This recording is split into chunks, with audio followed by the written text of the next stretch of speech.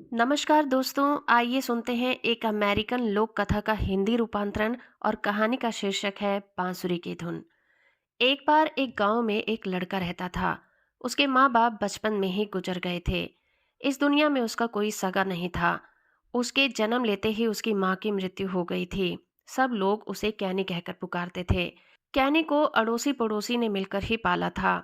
वो एक वक्त का खाना किसी के घर पर खा लेता तो दूसरे वक्त का खाना किसी दूसरे के घर पर खा लेता। सभी ने उसे बचपन से अनाथ देखा था, इसीलिए सबकी हमदर्दी उसके साथ थी। कैनी सबका प्यार और हमदर्दी पाकर आलसी बन गया था। वो 12-13 साल का हो चला था, लेकिन उसका किसी काम में मन नहीं लगता था।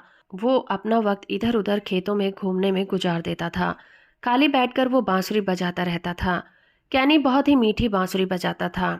उसकी मीठी आवाज सुनकर लोग मुग्ध हो जाते थे। कुछ लोग उसकी बांसुरी की धुन सुनकर उसे इनाम भी दे जाते थे। इसी तरह समय बीतता गया और कैनी जवान होता गया, परंतु कैनी वैसा ही आलसी बना रहा। उन्हें जैकी और उसकी पत्नी ने पाला था। उन्हें वो चाचा चाची कहकर पुकारता था। चाचा चाची का अपना बेटा भी बड़ा होकर काम पर जाने लगा था। एक दिन कैनी सुबह को देर तक सोया रहा। उसकी चाची उसे बार बार उठाने की कोशिश करती रही, परंतु कैनी नहीं उठा। चाची ने गुस्से में आकर बाल्टी में पानी भरा और कैनी के ऊपर डाल दिया। कैनी घबराकर उठ बैठा। चाची को क्रोध तो पहले से ही आ रहा था। वो बोली, कैनी, ये कोई तरीका नहीं है कि तुम इतनी धूप चढ़ते सो रहे हो, अपने चाचा की कमाई पर ऐश कर रहे हो। खुद कमाई करो तो पता लगे कि मेहनत क्या होती है।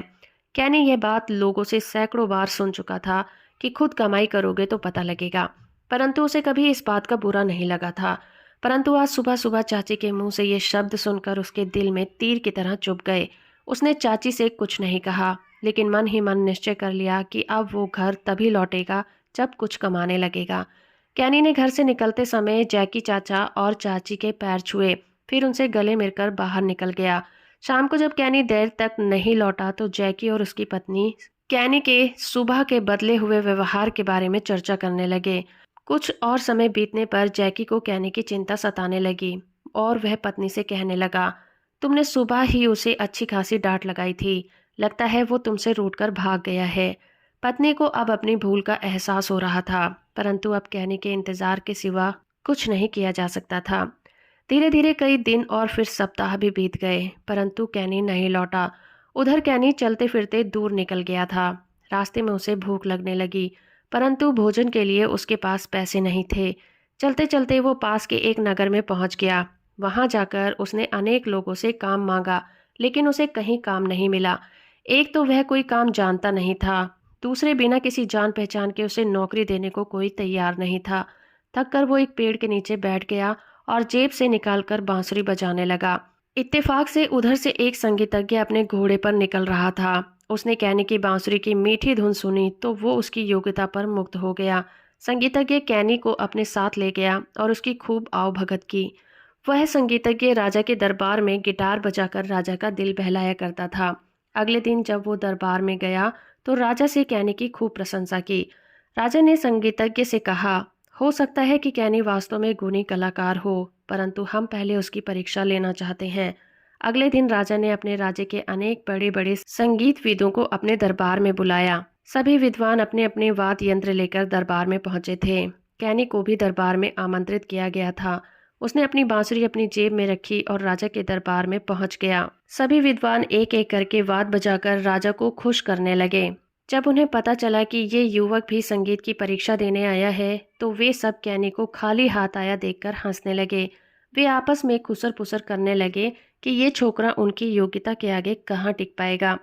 सबके पश्चात कैनी की बारी आई तो उसने राजा के सामने जाकर नतमस्तक होकर प्रणाम किया। फिर वहीं जमीन पर बैठकर अपनी बांसुरी बजाने लगा। उसकी बांसुरी की धुन वास्तव में इतनी मीठी थी कि सभी लोग मंत्रमुग्ध होकर धुन में खो गए। कैनी ने जैसे ही बांसुरी की धुन समाप्त की, राज दरबार तालियों की गड़गड़ाहट से गूंज उठा। राजा ने कैनी की प्रशंसा करते हुए कहा, कैनी, हम तुम्हारी योग्यता से बहुत खुश हुए हैं। सबसे बड़ी बात यह है कि सबके हंसी उड़ाने के बावजूद तुमने अपना आत्मविश्वास नहीं खोया। किसी भी व्यक्ति की योग्यता और आत्मविश्वास उसे कहीं भी ऊंचाइयों तक पहुंचा सकता है। तुम में अपनी योग्यता का घमंड नहीं है। ये बहुत खुशी की बात है। हम तुम्हें अपने दरबार में नौकरी देते हैं।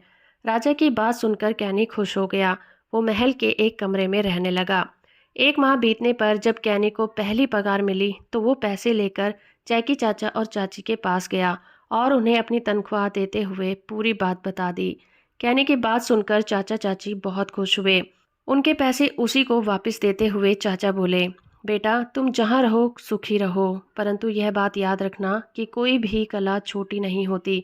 तुम्हारी बांसुरी ने ही तुमको वहां तक पहुंचाया है। तभी कैनी की चाची भीतर से आई और बोली, ईश्वर की कृपा से तुम्हें सब कुछ प्राप्त हो गया है। अपनी मेहनत और लगन से तुम और तरक्की करते जाना, यही हमारा आशीर्वाद है। यह बात याद रखना कि आलस्य आदमी को निकम्मा बना देता है। कैनी चाची से लिपटते हुए बोला, हाँ चाची, मैं मेहनत की कीमत पहचान गया हूँ। अब कभी आलस नहीं करूँगा और जी लगाकर काम करूँगा। चाचा चाची का आशीर्वाद लेकर कैनी दरबार में चला गया और सुख से अपने दिन काटने लगा।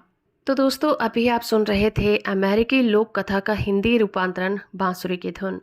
उम्मीद करती हूँ मेरा ये प्रयास और ये कहानी आपको अच्छी लगी होगी। वीडियो को लाइक और चैनल को सब्सक्राइब करना बिल्कुल मत भूलिएगा।